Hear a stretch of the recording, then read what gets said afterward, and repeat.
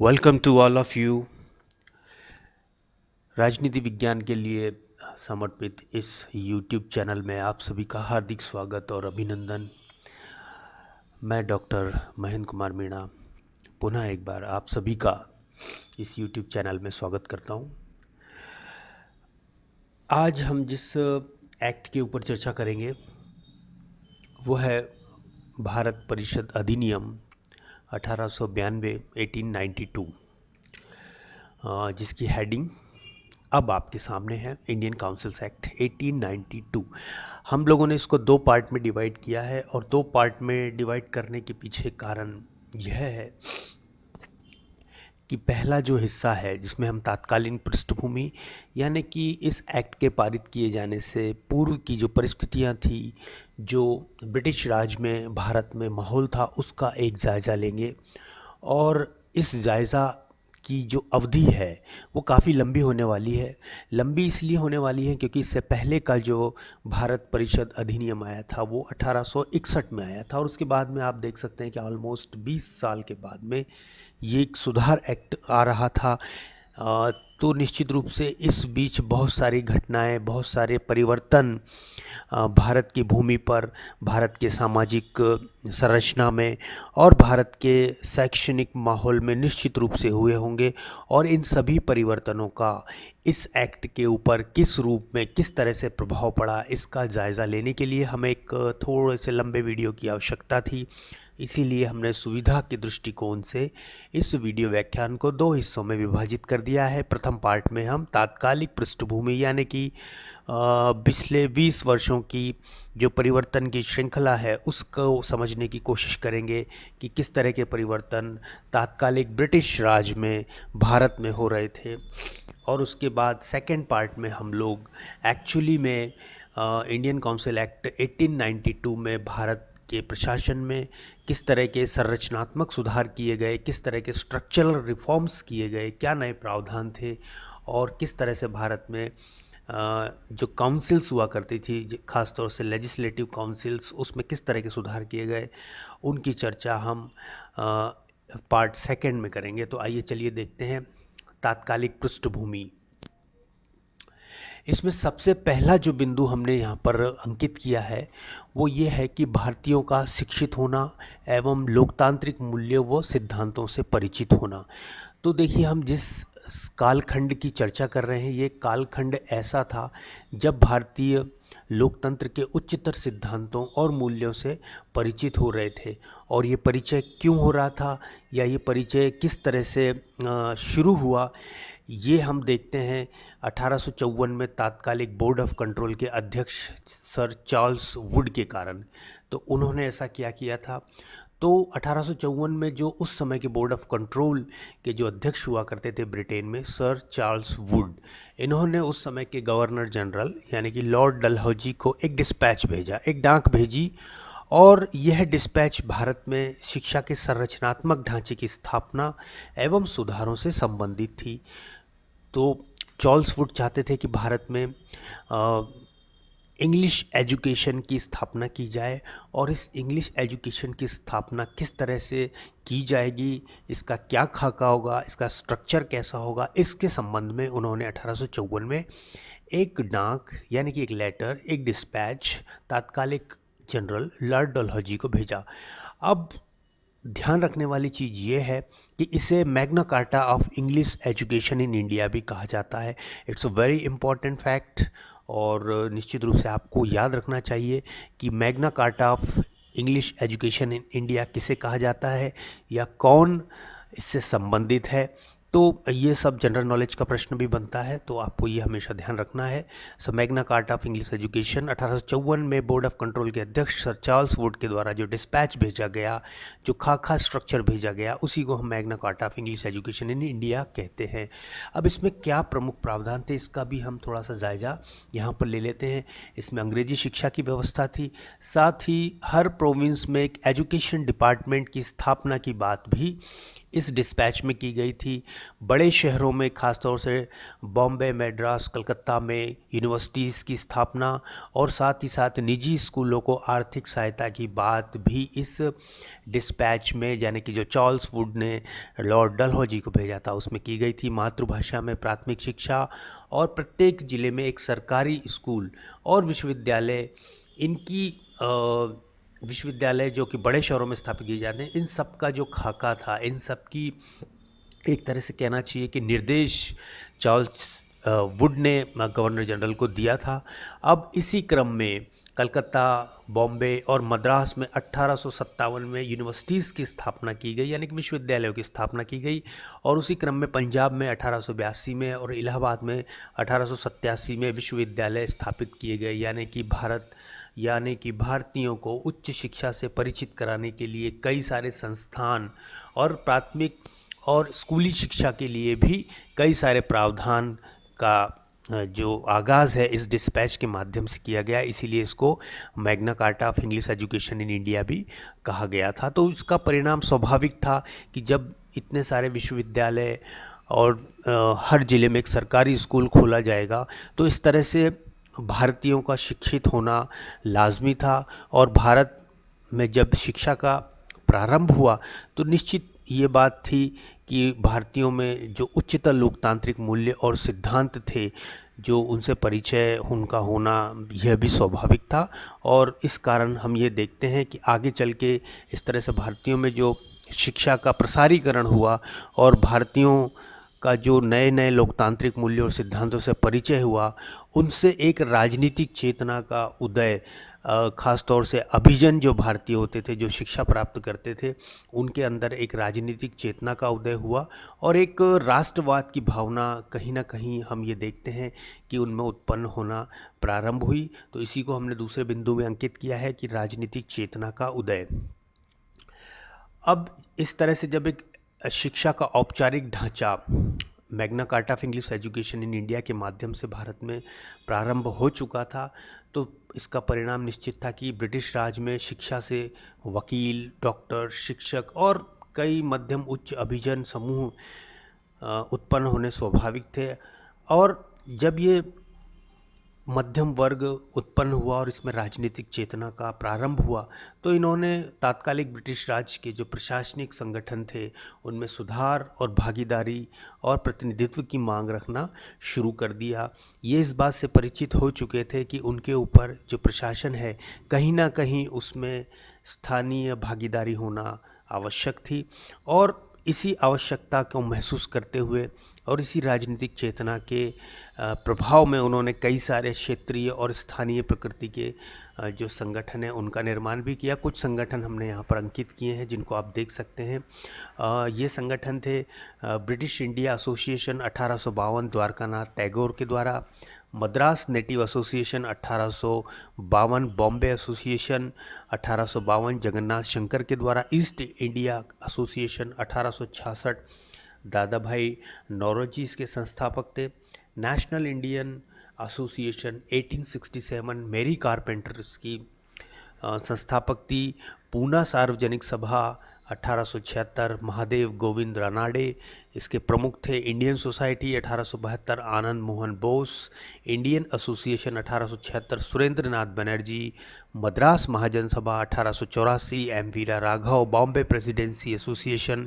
1885 इत्यादि फिरोज शाह मेहता, केटी तेलंग और बदरुद्दीन तैयब जी से संबंधित है। तो इस तरह से हम देखते हैं कि इस 1892 के अधिनियम से पहले भारत में शिक्षा के माध्यम से कई सारे नए शिक्षित एक अभिजन समूह एक आकार ले रहा था, जो कि लोकतांत्रिक सिद्धांतों और मूल्यों से बहुत अच्छी तरह से परिचित था। और इस परिचय के कारण ही उन्होंने स्थानीय स्वशासन में भागीदारी और प्रतिनिधित्व की बात रखना शुरू कर दिया। और उनमें इस बात का आभास था और उन लोगों को इस बात का परिचय प्राप्त हो चुका था कि स्थानीय स्वशासन में भारतीयों की भागीदारी होना निश्चित रूप से स्वाभाविक होगा और ये होनी चाहिए। और इसी प्रयासों के अंतर्गत सुधारों को गति देने के लिए, सुधारों को दिशा देने के लिए और ब्रिटिश राज पर दबाव बनाने के लिए कई सारे स्थानीय प्रकृति के संगठनों का निर्माण भी कई सारे अभिजन जो शिक्षित भारतीय थे उनके द्वारा किया गया, जिनका उल्लेख और उनके संगठनों के बारे में हमने अभी अभी चर्चा की। अब देखते हैं कि इन तमाम संगठनों से जो नेतृत्व उभर कर आए, उन नेतृत्वों में कई सारे प्रमुख नाम जो कि हम भारत के स्वतंत्रता आंदोलन में भी आरंभिक चरण में देखने को मिलते हैं और उनको हम भली भांति जानते भी हैं। उनमें प्रमुख नाम थे दादा भाई नौरोजी, जिनको the grand old man of India भी कहा जाता था, सुरेंद्र नाथ बनर्जी, फिरोज शाह मेहता, बदरुद्दीन तैयब जी और गोविंद महादेव रानाडे। ये कुछ ऐसे नाम थे जो भारत के राजनीतिक चेतना के आरंभ को रूप देने में जिनका बहुत ही महत्वपूर्ण एक भूमिका थी। और ये नेतृत्व उस समय उभर कर आ रहा था और इस नेतृत्व के पीछे कहीं ना कहीं भारत में जो शिक्षा प्रणाली प्रारंभ की गई थी चार्ल्स वुड के निर्देश अनुसार, उसका भी कहीं ना कहीं एक महत्वपूर्ण प्रभाव इन व्यक्तियों के राजनीतिक चेतना पर हमको देखने को मिलता है। इसी क्रम में हम एक बिल के ऊपर चर्चा करेंगे। इस बिल ने भी भारतीय राजनीतिक चेतना को, इसके उत्कर्ष को और इसके संगठन को तेज एक करने का कार्य किया, इसका संगठित करने का कार्य किया। और ये एक बिल था इल्बर्ट बिल विधेयक। इसकी चर्चा भी हम करेंगे कि इल्बर्ट बिल विधेयक ने किस तरह से भारतीय जनमानस के ऊपर प्रभाव डाला और भारतीय जनमानस की राजनीतिक चेतना के उत्थान में इस बिल ने एक महत्वपूर्ण भूमिका अदा की थी। तो आइए जानते हैं कि इस बिल में ऐसा क्या था जिसकी वजह से भारतीयों की राजनीतिक चेतना संगठित हुई और संगठित होकर उसकी प्रखरता की जो मात्रा है वह भी बढ़ी। आइए जानते हैं। तो इल्बर्ट बिल लॉर्ड रिपन यानी कि उस समय के तात्कालिक गवर्नर जनरल के कार्यकाल 1883 में सर सीपी इल्बर्ट, जो कि गवर्नर जनरल की परिषद के लॉ मेंबर थे, उनके द्वारा प्रस्तुत किया गया था। और इस बिल में क्या था, तो इस बिल से पहले यूरोपियंस से संबंधित मामलों की सुनवाई केवल यूरोपियन जज ही किया करते थे और सिर्फ कोलकाता, मद्रास और मुंबई, इन नगरों में ही भारतीय जज और मजिस्ट्रेट जो हुआ करते थे वो यूरोपियंस के मामलों पर विचार कर सकते थे। किंतु अन्य स्थानों पर यानी कि इन 3 बड़े शहरों के अतिरिक्त कहीं भी अगर यूरोपियंस के संबंध में कोई मामला सामने आता था तो वहाँ पर भारतीय जज यूरोपियंस की सुनवाई नहीं कर सकते थे। तो ये एक तरह से एक नस्ल भेदी न्यायिक प्रणाली की व्यवस्था की खामी थी, जिसमें भारतीय जजों को समकक्ष योग्यता और पद होने के बावजूद यूरोपियंस के मामलों की सुनवाई करने का अधिकार नहीं था। तो इल्बर्ट ने इस नस्ल भेदी व्यवस्था को समाप्त करने के उद्देश्य से इस बिल को 2 फरवरी 1883 में प्रस्तुत किया था। किंतु इसके प्रस्तुतिकरण के बाद ही इसका भारी विरोध यूरोपियन के द्वारा किया गया और ख़ास तौर से आसाम बंगाल के जो अंग्रेज़ व्यापारी हुआ करते थे और वो अंग्रेज़ व्यापारी जो नील उत्पादन में लगे हुए थे, उन्होंने भी इस बिल का भारी विरोध किया, क्योंकि उनका कहीं ना कहीं ये मानना था कि क्योंकि वो अपने बागान में, अपने उद्योगों में भारतीय मज़दूरों से काम लेते थे और उन पर कई सारे अत्याचार करते थे, तो उन्हें इस बात का भय था कि अगर ये मज़दूर अदालत गए, न्यायालय गए, तो उन्हें हो सकता है भारतीय जजों के सामने उपस्थित होना पड़े। तो ऐसी स्थिति में उनके अंदर ये भय था कि उनकी जो नीति थी उस पर कहीं ना कहीं ये भारतीय जज अंकुश लगा सकते थे और उन्हें अपराधी सिद्ध करके न्यायालय के अधीन सज़ा के लिए वो भेज सकते थे। तो इन परिस्थितियों में उनको काफ़ी डर इस बात का था कि भारतीय जज अगर सुनवाई उनके मामलों की करेंगे तो हो सकता है उन्हें उनके अपराध के लिए सज़ा मिले। तो वो ये नहीं चाहते थे, क्योंकि कहीं ना कहीं जब यूरोपियन अभियुक्त के मामलों की सुनवाई यूरोपियन जज करता था तो स्वाभाविक रूप से उसकी एक सिंपैथी, एक झुकाव उस अभियुक्त के प्रति होता था। और कई मामलों में या अधिकांश मामलों में कहा जाए तो यूरोपियन जज यूरोपियन अपराधियों को बरी कर देते थे या उनके साथ उतना सख्त व्यवहार नहीं करते थे जितना कि तात्कालिक ब्रिटिश कानून के तहत किया जाना चाहिए था। तो ये जो सुविधा और ये जो फेवर अंग्रेज जजों से अंग्रेज अभियुक्तों को मिल रहा था, उसकी समाप्ति का एक खतरा इस बिल से उन्हें महसूस होने लगा था। इस कारण उन्होंने इसका विरोध किया। साथ ही साथ यूरोपियन महिलाएं, जो ब्रिटिश महिलाएं भारत में उस समय रह रही थी, उन्होंने भी इस बिल का भारी विरोध किया।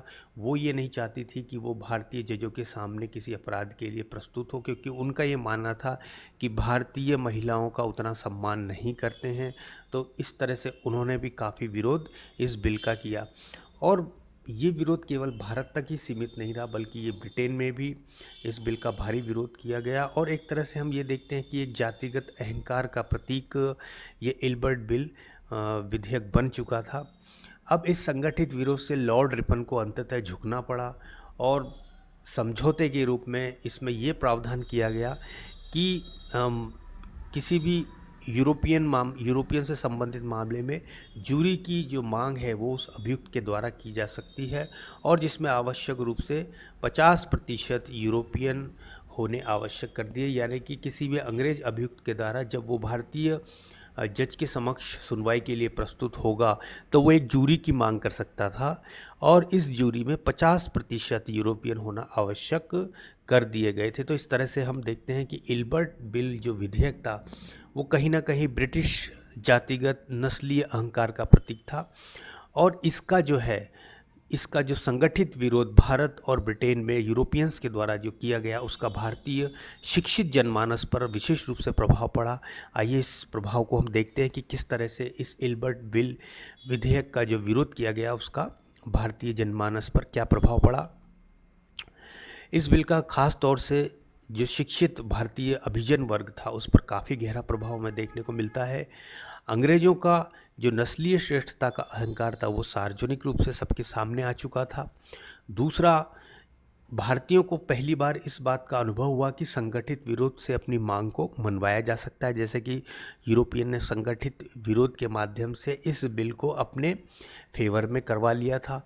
तीसरा, अंग्रेज़ों की न्याय प्रियता, लोकतांत्रिक मूल्यों और सिद्धांतों के प्रति उनकी आस्था और विश्वास की जो छवि तात्कालिक भारतीय शिक्षित मध्यम वर्ग में बसी हुई थी, कहीं ना कहीं उसको आघात पहुंचा और वो खंडित हो गई कि वास्तव में अंग्रेज नस्ल भेद रखते हैं, और उनकी जो न्यायप्रियता है, जो लोकतांत्रिक मूल्यों के प्रति लगाव है, तो वो मात्र एक दिखावा है। वह इस इल्बर्ट बिल के विरोध के फलस्वरूप सार्वजनिक हो गया, और सबको इस बात का परिचय प्राप्त हो चुका था कि वास्तव में अंग्रेज नस्ली अहंकार से पीड़ित हैं।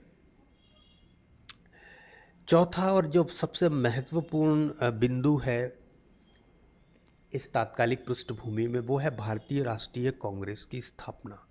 निश्चित रूप से भारतीय राष्ट्रीय कांग्रेस की स्थापना भारत के स्वतंत्रता आंदोलन में और भारत के संवैधानिक विकास के इतिहास में बहुत ही महत्वपूर्ण घटना थी, क्योंकि पहली बार भारत में एक राष्ट्रीय स्तर के संगठन का निर्माण किया गया था, और ये एक मंच बना भारत के राजनीतिक विचारों के आदान प्रदान हेतु और एक स्वतंत्रता आंदोलन के लिए एक संगठित प्रयासों को दिशा देने में भारतीय राष्ट्रीय कांग्रेस की जो महत्व है उसको निश्चित रूप से किसी भी तरीके से कम नहीं आंका जा सकता।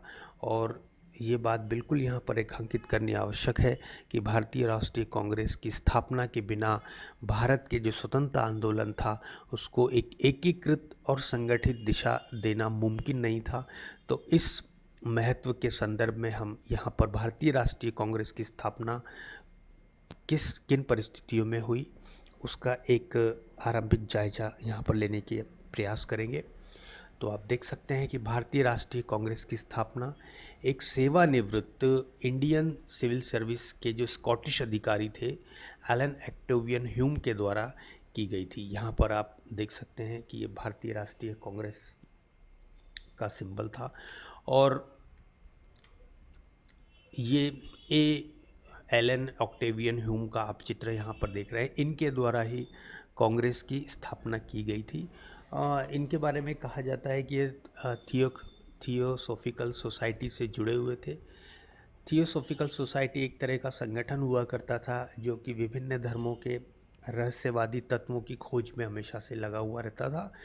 तो उसके विस्तार में हम नहीं जाएंगे। तो यहाँ पर आप देख सकते हैं कि एलन ऑक्टेवियन ह्यूम, जिनके द्वारा कांग्रेस की स्थापना की गई थी, और ये तारीख थी 28 दिसंबर 1885। इस दिन कांग्रेस का अधिवेशन प्रारंभ हुआ। तो इस दिन को कांग्रेस की स्थापना दिवस के रूप में हम इतिहास में पढ़ते हैं, और ये दिन था 28 दिसंबर 1885। इसका जो प्रथम अधिवेशन है उसमें 72 संस्थापक सदस्य, गोकुलदास तेजपाल संस्कृत महाविद्यालय बॉम्बे, जो कि आज की तारीख में जिसको हम मुंबई कहते हैं, में अधिवेशन के रूप में 28 से 31 दिसंबर के दिन एकत्रित हुए थे। पहले ये जो अधिवेशन था वो पूना में प्रस्तावित था, किंतु पूना में उस समय प्लेग फैला हुआ था, कॉलरा फैला हुआ था। इस कारण इस अधिवेशन का स्थान परिवर्तन करके बॉम्बे कर दिया गया, और बॉम्बे के गोकुलदास तेजपाल संस्कृत महाविद्यालय में 72 संस्थापक सदस्यों ने 28 से 31 दिसंबर के बीच में कांग्रेस का प्रथम अधिवेशन आयोजित किया गया। और इस अधिवेशन की जो अध्यक्षता थी, यानी कि कांग्रेस के अगर प्रथम अध्यक्ष की बात की जाए तो वो थे व्योमेश चंद्र बनर्जी, जिनको आप यहाँ पर देख सकते हैं। ये थे व्योमेश चंद्र बनर्जी, जो कि first president of Indian national Congress के थे, और समय अवधि थी 28 से 31 दिसंबर 1885। स्थान था बॉम्बे, जिसको हम आज की तारीख में मुंबई के नाम से जानते हैं। अब कांग्रेस की स्थापना का जो उद्देश्य था वो मुख्य रूप से राजनीतिक एवं नागरिक वार्ता हेतु राष्ट्रीय मंच की स्थापना करना था। और कहा यह जाता है, और हमें देखने को भी मिलता है कुछ फैक्ट्स के माध्यम से, कि इसमें जो तात्कालिक वाइसराय थे, यानी कि गवर्नर जनरल लॉर्ड डफरिन का भी समर्थन व सहमति थी। तो कहीं ना कहीं लॉर्ड डफरिन भी जो है अपनी स्वीकृति इस कांग्रेस की स्थापना को उनके द्वारा प्रदान की गई थी। इसको हम आगे थोड़ा चल के विस्तार से देखेंगे। संस्थापक जो सदस्य थे उनमें प्रमुख जो थे, उनके नाम यहाँ पर हमने अंकित किए हैं। वो नाम हैं दादा भाई नौरोजी, बदरुद्दीन तैयब जी, फिरोज शाह मेहता, गणेश वासुदेव जोशी, गोपाल गणेश आगरकर, केटी तेलंग और दिनशा वाचा। ये कुछ महत्वपूर्ण इतिहास पुरुष थे, जिनकी उपस्थिति में एक राष्ट्रीय स्तर के संगठन को आकार और रूप दिया गया, और उसको नाम दिया गया भारतीय राष्ट्रीय कांग्रेस। अब कांग्रेस की स्थापना क्यों की गई या किन परिस्थितियों में की गई, उसके पीछे क्या वास्तविक उद्देश्य थे, इसको लेकर कई सारे स्कॉलर्स, विद्वानों में अलग अलग थ्योरीज प्रचलित हैं। और ख़ास तौर से हम कांग्रेस की स्थापना के सिद्धांत की अगर चर्चा करते हैं तो दो सिद्धांत हमारे सामने प्रमुख रूप से उभर कर आते हैं। वो है, एक तो सेफ्टी वॉल्व की थ्योरी, और दूसरा है तड़ित चालक थ्योरी, यानी कि लाइटनिंग कंडक्टर थ्योरी। तो चलिए थोड़ा सा जायजा कांग्रेस की स्थापना के उद्देश्यों के पीछे जो थ्योरीज़ हैं, जो उसकी स्थापना को स्पष्टीकरण के लिए प्रस्तुत की जाती है, उनका भी परिचय हम यहाँ पर प्राप्त कर लेते हैं। तो सबसे पहले हम बात करते हैं सेफ्टी वॉल्व थ्योरी की। तो अधिकांश विद्वानों के द्वारा कांग्रेस की स्थापना के पीछे इस सिद्धांत को आधारभूत माना गया है। कई सारे विद्वानों का ये मानना है कि कांग्रेस की जो स्थापना थी वो एक सेफ्टी वॉल्व के रूप में की गई थी, जिसके अंतर्गत ये माना जाता है कि कांग्रेस की स्थापना जो है तात्कालिक वाइसराय यानी कि लॉर्ड डफरिन के इशारे पर सोच समझकर एक सेफ्टी वॉल्व के रूप में की गई थी। और इसके उद्देश्य इस प्रकार थे, जिसमें प्रमुख था कि भारतीयों में असंतोष का मापन करना, 1857 जैसी किसी अन्य सैनिक अथवा नागरिक प्रतिरोध को उत्पन्न होने से रोकना, भारतीय जनमानस की सूचना प्राप्त करना, शिक्षित भारतीयों को व्यस्त रखना। तो इस प्रकार हम ये देखते हैं कि जब इस थ्योरी के आधार पर हम कांग्रेस की स्थापना के उद्देश्यों को समझने की कोशिश करते हैं तो हम ये पाते हैं कि सेफ्टी वॉल्व थ्योरी के अंतर्गत भारतीय जो जनमानस था उसका जो असंतोष था, कहीं ना कहीं उस असंतोष को सुरक्षित रूप से प्रकाशित करने के लिए, रिलीज़ करने के लिए कांग्रेस की स्थापना की गई थी, कि जो असंतोष है वो कांग्रेस के मंच से होते हुए सुरक्षित रूप से ब्रिटिश राज को प्रभावित न करते हुए निकल जाए। तो ये एक थ्योरी कांग्रेस की स्थापना के पीछे दी जाती है। और ये कहा जाता है कि भारतीय संतोष को सुरक्षित रूप से निकालने या अभिव्यक्त करने के लिए, ताकि ये कभी विस्फोटक रूप में यकायक हिंसात्मक क्रांति में परिवर्तित होकर ब्रिटिश राज के लिए खतरा ना बन जाए, इस कारण से अंग्रेज़ों के इशारे पर और ख़ास तौर से तात्कालिक वाइसरॉय लॉर्ड डफरिन के इशारे पर A.O. ह्यूम द्वारा इस कांग्रेस की स्थापना एक सेफ्टी वॉल्व के रूप में की गई थी। तो इसको हम एक अगर उदाहरण से समझना चाहें तो बहुत आसान है। प्रेशर कुकर, हम सब जानते हैं कि प्रेशर कुकर में जब भी प्रेशर इंक्रीज़ होता है, प्रेशर बढ़ता है, तो वो एक सेफ्टी वॉल्व जो कि सीटी होती है उसके माध्यम से निकलता रहता है। तो इस तरह की कल्पना के आधार पर ही ये कहा जाता है कि कांग्रेस की स्थापना की गई कि जैसे ही असंतोष का दबाव बढ़े, वो एक सेफ्टी वॉल्व के रूप में सुरक्षित निकल जाए और ब्रिटिश राज के लिए खतरा न बन पाए। तो ये सेफ्टी वॉल्व की थ्योरी का मूल अर्थ है। दूसरी जो थ्योरी हमको देखने को मिलती है वो है तड़ित चालक थ्योरी, यानी कि लाइटनिंग कंडक्टर थ्योरी। तो तड़ित चालक थ्योरी या लाइटनिंग कंडक्टर से जाहिर सी बात है आप सभी परिचित होंगे। प्रत्येक भवन पर जो आकाशीय बिजली से भवन को बचाने के लिए एक लाइटनिंग कंडक्टर का इस्तेमाल किया जाता है, जो भवन के सबसे ऊंचे हिस्से पर लगाया जाता है। अगर आकाशीय बिजली गिरती है तो वो उस तड़ित चालक में समाहित होते हुए सीधे भवन को नुकसान पहुंचाए बिना भूमि में समा जाती है, क्योंकि तड़ित चालक भूमि से जुड़ा हुआ होता है। तो इस तरह से ये माना जाता है कि कांग्रेस की जो स्थापना थी उसमें सेफ्टी वॉल्व के रूप में उसकी स्थापना नहीं की गई थी, बल्कि तात्कालिक जो अभिजन शिक्षित वर्ग था, खासतौर से भारतीयों का, उनको इस बात का आभास था कि अगर वो एक राष्ट्रीय संगठन का निर्माण ब्रिटिश राज में करने की कोशिश करेंगे तो ये संभव था कि ब्रिटिश सरकार के द्वारा उसे आरंभ में ही कुचल दिया जाए या उस तरह के संगठन को रूप लेने से, उसकी स्थापना से उनको रोक दिया जाए। तो इस बात से वो भयभीत थे और कहीं ना कहीं उनके मन में ये आशंका थी। तो ऐसी स्थिति में उन्होंने A.O. ह्यूम का साथ और समर्थन लिया और A.O. ह्यूम को जो है एक तड़ित चालक के रूप में इस्तेमाल किया, ताकि ब्रिटिश हुकूमत इस नवजात संगठन को समाप्त न कर दे।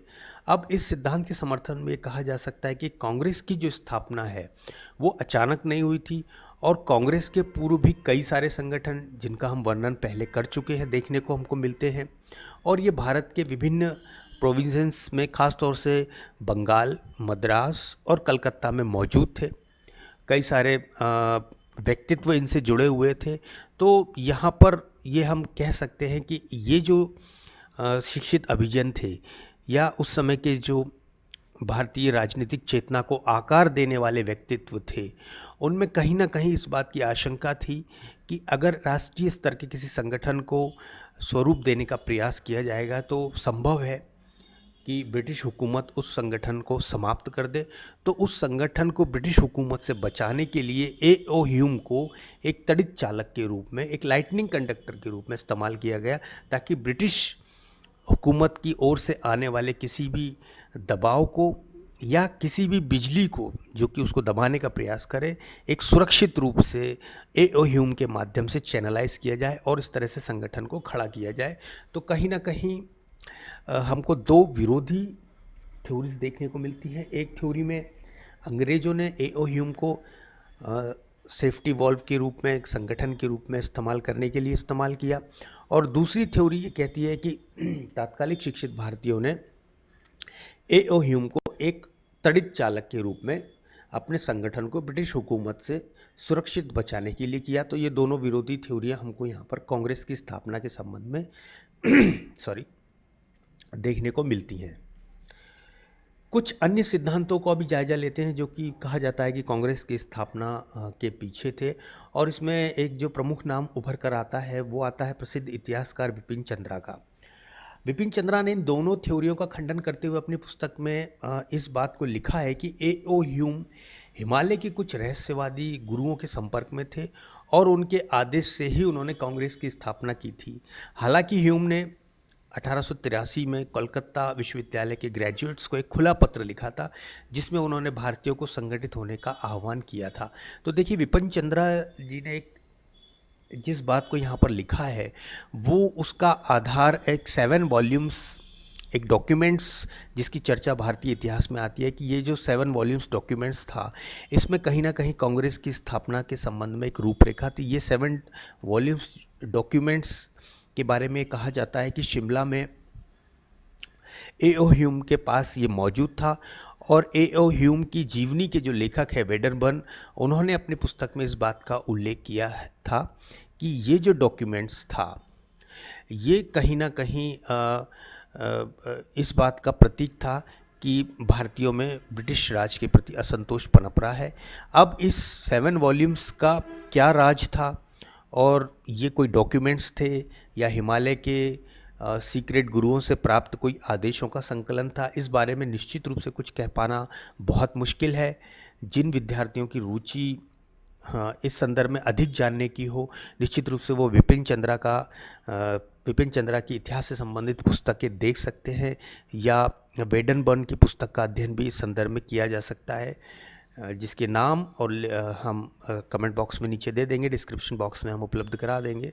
वहाँ से आप इसका विस्तृत रूप से अध्ययन कर सकते हैं कि विपिन चंद्रा ने क्यों ये कहा कि ए.ओ. ह्यूम हिमालय के कुछ रहस्यवादी गुरुओं के संपर्क में थे।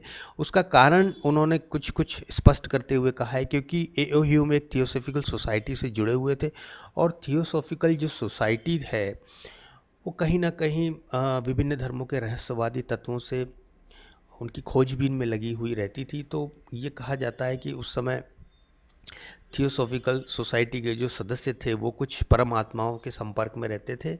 तो क्योंकि इस सारी चर्चा हमें विषय से भटकाव की ओर लेकर जाएगी, तो इसलिए हम इस विषय को यहीं पर छोड़ देते हैं।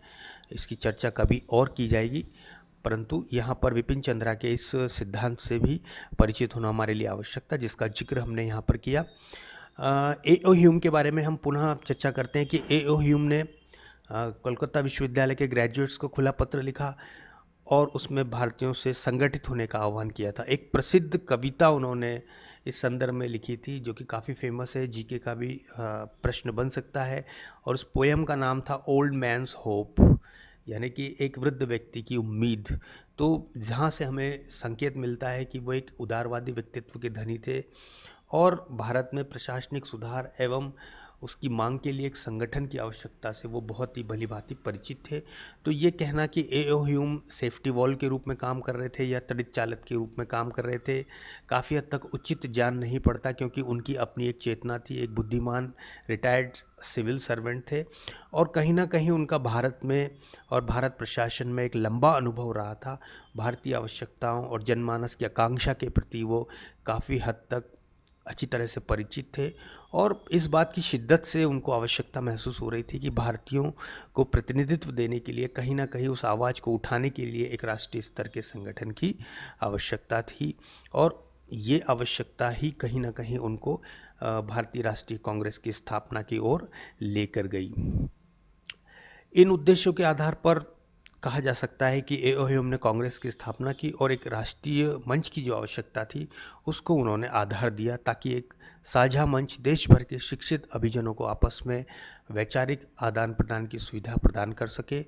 तो निष्कर्षतः ये कहा जा सकता है कि कांग्रेस की स्थापना की कोई स्पष्ट एकमेव सिद्धांत को स्वीकार कर पाना मुश्किल है। निश्चित है कि ये सारे के सारे जो थ्योरीज़ हैं, कहीं ना कहीं कम या अधिक, कहीं ना कहीं इनकी भूमिका कांग्रेस की स्थापना के पीछे हम समझ सकते हैं, और ये कहा जा सकता है कि सेफ्टी वॉल, तड़ित चालक या एक राष्ट्रीय साझा मंच विचार की अनवरत लहर भारतीय राष्ट्रीय कांग्रेस के रूप में हमारे सामने आती है। तो इन सब का मिला जुला प्रभाव ही राष्ट्रीय कांग्रेस के रूप में हमें देखने को मिलता है।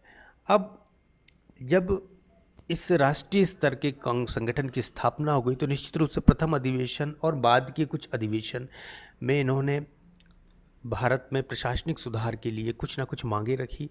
आइए कांग्रेस की प्रमुख जो मांगे थी, जो कि खास तौर से प्रथम अधिवेशन यानी कि 28 से 31 दिसंबर 1885 में उठाए गए थे, जिन पर सहमति बनी थी, जिन रेजोल्यूशंस की मांग डिमांड्स के रूप में ब्रिटिश शासन तक पहुंचाई गई थी, उनका हम जायज़ा लेते हैं। इसमें कांग्रेस का जो खास तौर से प्रथम अधिवेशन था उसकी मांगे हमने प्रमुखता से यहाँ अंकित की हैं, तो आइए उनका जायजा लेते हैं। पहली जो मांग थी कि भारत और इंग्लैंड के प्रशासन की जांच हेतु इंग्लैंड का प्रशासन से तात्पर्य जो भारत से संबंध रखता था उसकी जांच हेतु एक रॉयल कमीशन स्थापित किया जाए और जिसमें भारतीयों को भी पर्याप्त प्रतिनिधित्व दिया जाए। तो ये प्रथम मांग भारतीय राष्ट्रीय कांग्रेस के प्रथम अधिवेशन की थी। दूसरी मांग थी कि भारत सचिव की परिषद को समाप्त किया जाए।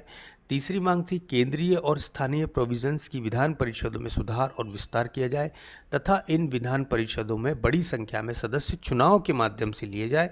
बड़ा ही महत्वपूर्ण ये एक रेजोल्यूशन था। चौथा था बजट या वित्तीय मामलों पर विचार और प्रश्न पूछने की औपचारिक अनुमति विधान परिषदों में दी जाए, खासतौर से एडिशनल मेंबर्स को।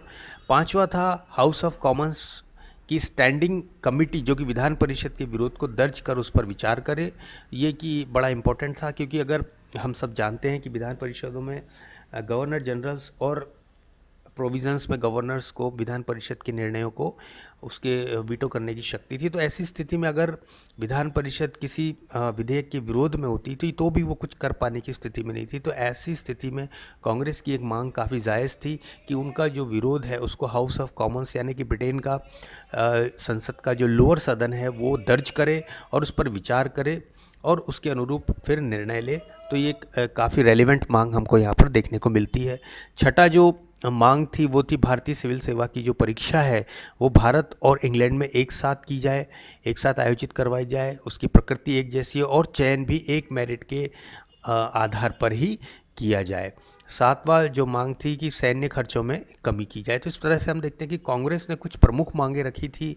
उसमें जो महत्वपूर्ण मांगें थी कि विधान परिषदों में सुधार किया जाए, उनका विस्तार किया जाए और उसमें निर्वाचित प्रतिनिधित्व को स्थान दिया जाए।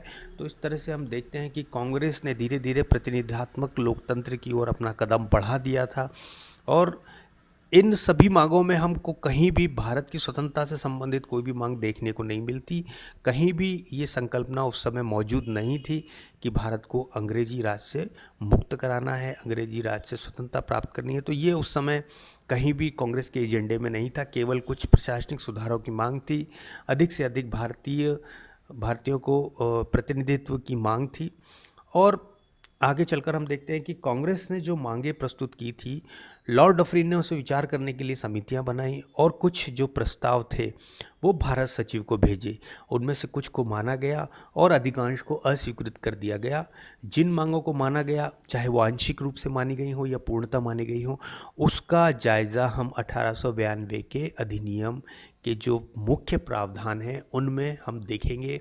उसमें हम जायज़ा लेने की कोशिश करेंगे और प्रयास करेंगे कि जो कांग्रेस की जो मांगें थी उनमें उनको कितनी तवज्जो ब्रिटिश पार्लियामेंट के द्वारा दी गई, कितनी मांगें ब्रिटिश पार्लियामेंट के द्वारा मांगी गई और उन मांगों को 1892 के भारत परिषद अधिनियम में स्थान दिया गया।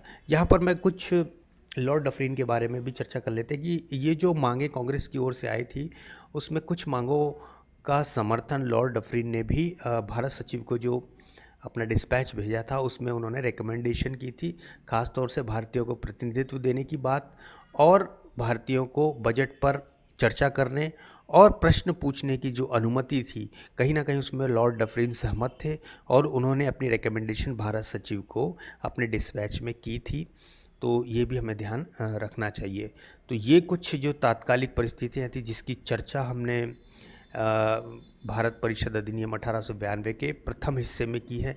अगले हिस्से में हम क्या क्या जो मुख्य प्रावधान थे इस अधिनियम के उनका जायज़ा लेंगे, उनको डिटेल में समझने की कोशिश करेंगे कि इस अधिनियम के माध्यम से किस तरह के सुधार भारत की लेजिस्लेटिव काउंसिल्स में, चाहे वो केंद्रीय लेजिस्लेटिव काउंसिल हो या प्रांतों की लेजिस्लेटिव काउंसिल हो, उसमें लाए गए। इसका जायज़ा हम वीडियो हमारा जो ये व्याख्यान है उसका जो सेकंड पार्ट है उसमें लेने की कोशिश करेंगे। वीडियो में बने रहने के लिए बहुत बहुत धन्यवाद। आप सभी इस चैनल को सब्सक्राइब करें, वीडियोस को लाइक करें और अपने मित्रों में शेयर भी करें। जो भी किसी कॉम्पिटिटिव एग्ज़ाम से जुड़े हुए हैं उन तक भी इस चैनल की लिंक को पहुंचाएं। आपका बहुत बहुत धन्यवाद इस वीडियो में बने रहने के लिए।